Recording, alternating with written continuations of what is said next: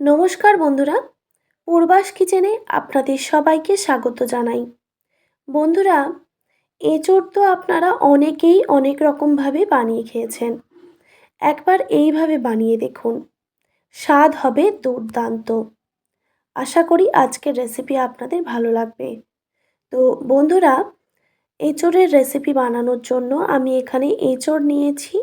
আর এঁচোড়গুলোকে এরকম ছোট ছোট টুকরো করে কেটে তারপর নুন, হলুদ আর সর্ষের তেল দিয়ে সেদ্ধ করে রেখেছি। এবার একটা কড়াইতে আমি পর্যাপ্ত পরিমাণে সর্ষের তেল দিয়ে দিলাম। এবার তেলটা গরম হয়ে গেলেই দিয়ে দিচ্ছি গোটা গরম মশলা, এক টুকরো দারচিনি আর দুটো ছোট এলাচ। আমি কিন্তু এখানে লবঙ্গর ব্যবহার করিনি। এরপর একটা তেজপাতা দিয়ে দিলাম। এবার গোটা গরম মশলা থেকে সুন্দর ফ্লেভার ছেড়ে দিলেই দিয়ে দিচ্ছি পেঁয়াজ কুচি। পেঁয়াজটাকে এবার ভালোভাবে ভেজে নিতে হবে।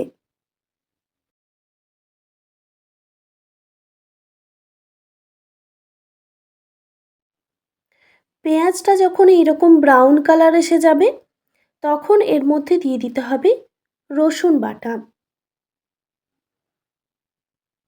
দিয়ে দিচ্ছি রসুন বাটা।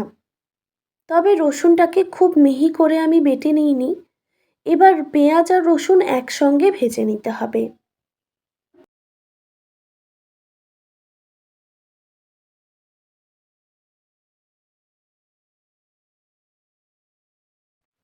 প্রায় ১.৫-২ মিনিট সময় নিয়ে আমি পেঁয়াজ আর রসুন একসঙ্গে ভেজে নিয়েছি, গ্যাসের ফ্লেমটা মিডিয়াম টু হাই রেখে। এবার এর মধ্যে আমি দিয়ে দিচ্ছি আদা বাটা। এরপর আদার বাটি ধোয়া সামান্য পরিমাণে জলও অ্যাড করলাম। এবার এর মধ্যে আমি দিয়ে দিচ্ছি হলুদের গুঁড়ো ১ টেবিল চামচ পরিমাণে। এবার মশলাটাকে খুব ভালোভাবে কষিয়ে নিতে হবে, আবারও গ্যাসের ফ্লেমটা মিডিয়াম টু হাই রেখে।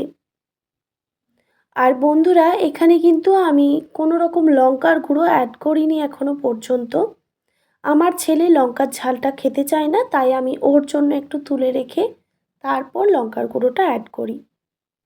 তবে আপনারা চাইলে লঙ্কার গুঁড়ো এখানেই এই মশলার সঙ্গে অ্যাড করতে পারেন। বেশ কিছুক্ষণ সময় নিয়ে আমি মশলাটাকে খুব ভালোভাবে কষিয়ে নিয়েছি। দেখুন বন্ধুরা, মশলাটা কিন্তু খুব ভালোভাবে কষানো হয়ে গেছে। এবার এখানে আমি দিয়ে দিচ্ছি টমেটো কুচি। টমেটো দেওয়ার পর এখানে আমি স্বাদ মতো নুন দিয়ে দিলাম। এবার গ্যাসের ফ্লেমটা লো টু মিডিয়ামে রেখে মশলাটাকে বেশ কিছুক্ষণ সময় নিয়ে ভেজে নিতে হবে বা কষিয়ে নিতে হবে। মশলাটা বেশ কিছুক্ষণ সময় নিয়ে আমি ভালোভাবে কষিয়ে নিয়েছি। টমেটোটা দেখুন গলেও গেছে আর ভাজাও হয়ে গেছে। এবার এখানে আমি আলু ব্যবহার করছি। বন্ধুরা, এখানে আমি বেশ কয়েকটা আলু এইভাবে বড় বড় সাইজে কেটে নিয়ে তারপর জলের মধ্যে ভাপিয়ে নিয়েছিলাম। তবে আলুটা আমি সেদ্ধ করে নিইনি, শুধুমাত্র গরম জলে ভাপিয়ে নিয়েছিলাম।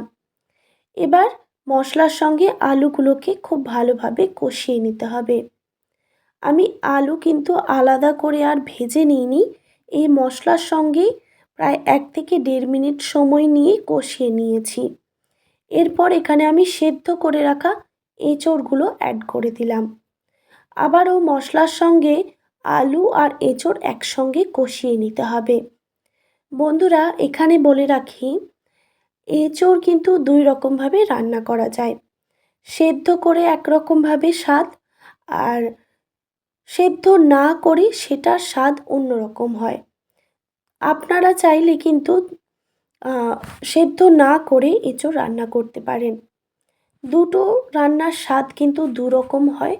তো সাধারণত আমি এঁচোড় সেদ্ধ করেই রান্না করি। মশলার সঙ্গে আলু আর এঁচোড় প্রায় ১ থেকে ১.৫ মিনিট সময় নিয়ে গ্যাসের ফ্লেমটা লোতে রেখে আমি ভালোভাবে কষিয়ে নিয়েছি। এরপর এর মধ্যে আমি পরিমাণ মতো জল দিয়ে দিলাম। জল দেওয়ার পর খুব ভালোভাবে মিক্স করে নিতে হবে। তারপর একটি ঢাকনা দিয়ে ঢেকে রেখে দিতে হবে প্রায় 5 মিনিট মতো গ্যাসের ফ্লেমটা হাই রেখে। 5 মিনিট পর ঢাকাটা আমি সরিয়ে নিলাম। দেখুন বন্ধুরা, জলটা কিন্তু ফুটে এসেছে। তো আমি আবারও ভালোভাবে নাড়াচাড়া করে দিয়ে গ্যাসের ফ্লেমটা একদম লোতে রেখে আরও কিছুক্ষণ ফুটিয়ে নেব।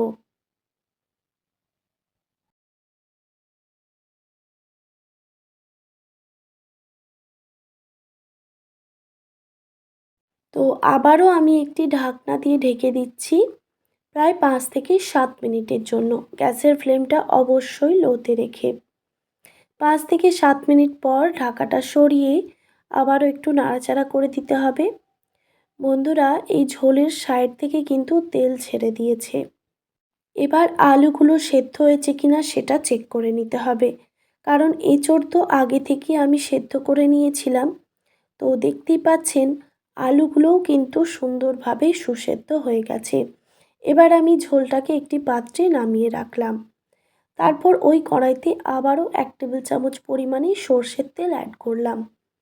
তেলটাকে খুব ভালোভাবে কড়াইয়ের চারপাশে ছড়িয়ে দিতে হবে।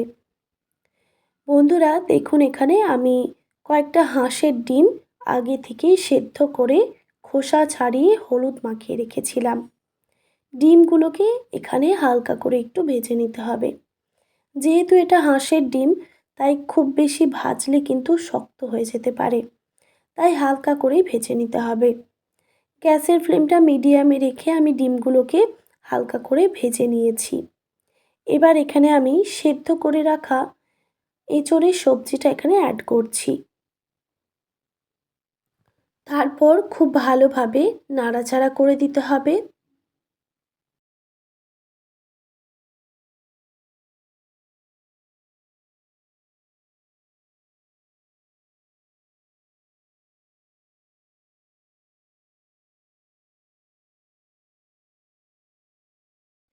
ভালোভাবে নাড়াচাড়া করে দেওয়ার পর এখানে আমি দিয়ে দিচ্ছি 1 টেবিল চামচ পরিমাণে চিনি। চিনিটা আমি স্বাদের ব্যালেন্সের জন্য ব্যবহার করলাম। এরপর দিয়ে দিলাম ড্রাই কাসুরি মেথি। তবে বন্ধুরা, এটা অপশনাল, আপনাদের হাতের কাছে যদি থাকে তাহলে দেবেন, আর না থাকলে স্কিপ করে দেবেন। এরপর 1/2 টেবিল চামচ পরিমাণে গরম মশলার গুঁড়ো অ্যাড করলাম। এবার এই উপকরণগুলো দেওয়ার পর আরও কিছুক্ষণ আমি এটাকে রান্না করে নেব, প্রায় 1 থেকে 2 মিনিট মতো, গ্যাসের ফ্লেমটা একদম লোতে রেখে।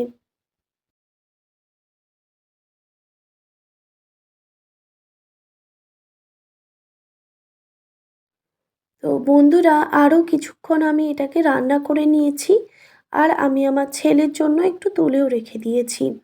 এবার এখানে আমি লঙ্কার গুঁড়ো মেশাচ্ছি। লঙ্কার গুঁড়োটা আমি আগে থেকেই গরম জলে ভিজিয়ে রেখেছিলাম, তো সেটা আমি এখানে অ্যাড করলাম। আর এখানে আমি লঙ্কার গুঁড়ো 1 টেবিল চামচ পরিমাণে ব্যবহার করেছি। যেহেতু এখানে বেশ অনেকটা পরিমাণেই সবজি রান্না করছি, তাই আমি লঙ্কার গুঁড়োটা অনেকটা পরিমাণেই ব্যবহার করলাম।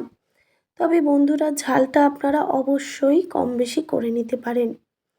তো লঙ্কার গুঁড়ো দেওয়ার পর আরও কিছুক্ষণ ফুটিয়ে নামিয়ে নিলেই রেডি আমাদের এঁচোড় আর ডিমের দুর্দান্ত স্বাদের একটি রেসিপি। এই রেসিপিটা গরম গরম ভাত, রুটি, পরোটা সব কিছুর সঙ্গেই অসাধারণ লাগে। আপনারা অবশ্যই এইভাবে একবার হলেও ট্রাই করতে পারেন। আশা করি আজকের রেসিপি আপনাদের ভালো লেগেছে। আর ভালো লেগে থাকলে অবশ্যই একটি like, comment, share and subscribe করে দেবেন। আর পাশে থাকা বেল আইকনটিও প্রেস করে দেবেন। ভালো থাকবেন, সুস্থ থাকবেন। ধন্যবাদ।